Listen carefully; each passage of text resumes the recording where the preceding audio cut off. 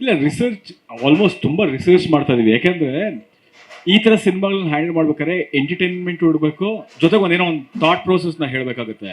ಯಾಕೆಂದ್ರೆ ಬರೀ ನಾವೇನೋ ಒಂದು ಥಾಟ್ ಇದೆ ಸಿನಿಮಾದಲ್ಲಿ, ಆ ಥಾಟ್ನ ಮಾತ್ರ ಹೇಳ್ತೀವಿ ಅಂದರೆ ತುಂಬ ಪ್ರೀಚಿ ಆಗ್ಬಿಡುತ್ತೆ.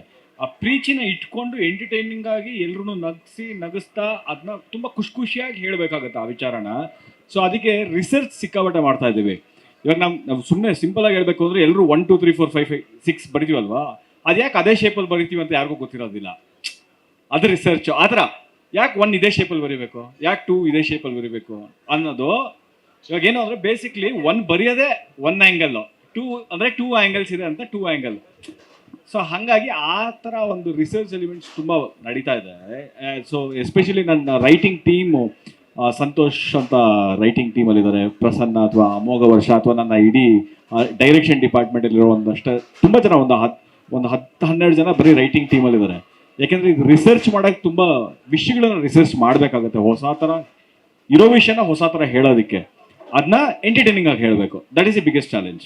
ಯಾಕೆಂದರೆ ಇವತ್ತು ಏನು ಅಂದರೆ ಥಿಯೇಟ್ರಿಗೆ ಬರ್ತಾರಲ್ಲ ಆಡಿಯನ್ಸು, ನೀವು ತುಂಬ ಬುದ್ಧಿವಾದ ಹೇಳ್ತೀರ ಅಂದರೆ ಯಾರು ಕೇಳಲ್ಲ. ಆ ಬುದ್ಧಿವಾದನ ಅಂಡರ್ ಕರೆಂಟಲ್ಲಿ ಹೇಳಬೇಕು, ಅದನ್ನ ಎಂಟರ್ಟೈನಿಂಗ್ ಆಗಿ ಹೇಳಬೇಕು. ಅದನ್ನ ಹೆಂಗೆ ಎಂಟರ್ಟೈನಿಂಗ್ ಆಗಿ ಆ ಬುದ್ಧಿವಾದನ ಹೇಳ್ತೀವಿ ಅನ್ನೋದು ಅಟ್ ಪ್ರೆಸೆಂಟ್, ಆ ಪ್ರೆಸೆಂಟೇಷನ್ ಹೆಂಗೆ ಮಾಡ್ತೀವಿ ಅನ್ನೋದು ಪ್ಲಾನ್ ಮಾಡಬೇಕು.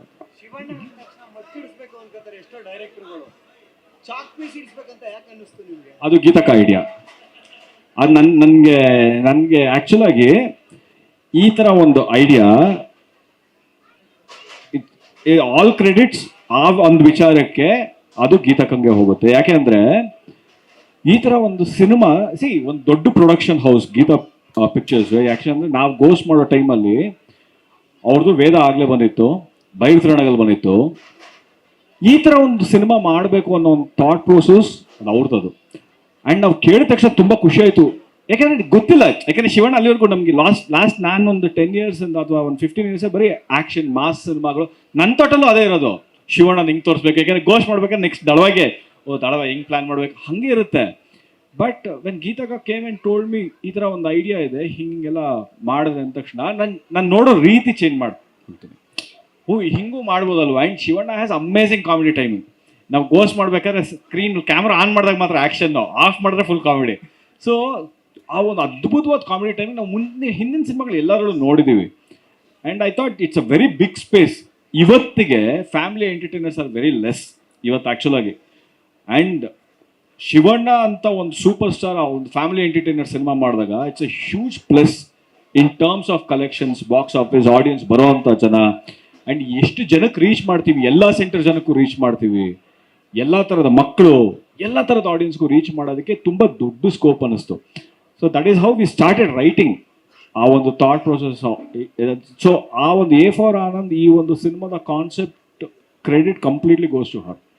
ಅದು ಅವ್ರ ಐಡಿಯಾ. ಅದು ಅಂದರೆ ಗೀತಕ್ಕ ಇನ್ನು ಮುಂದೆ ರೈಟಿಂಗಲ್ಲಿ ಬ್ಯುಸಿ ಆಗ್ತಾರೆ.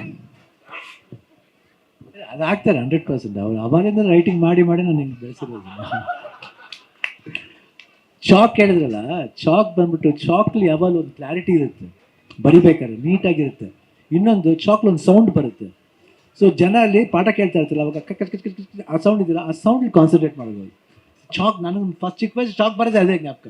ಇಲ್ಲಾಂದರೆ ಚಾಕ್ ಪೀಸ್ ತಿನ್ನೋದು, ಬಳಪ ತಿನ್ನೋದು, ಇದು ಎರಡು ಜ್ಞಾಪಕ ಬರುತ್ತೆ. ಸೊ ಮಕ್ಕಳಿಗೆ ಆ್ಯಕ್ಚುಲಿ ಚಾಕ್ ಅಂದ್ರೆ ಒಂದು, I think it's a clarity ಅಷ್ಟೇ.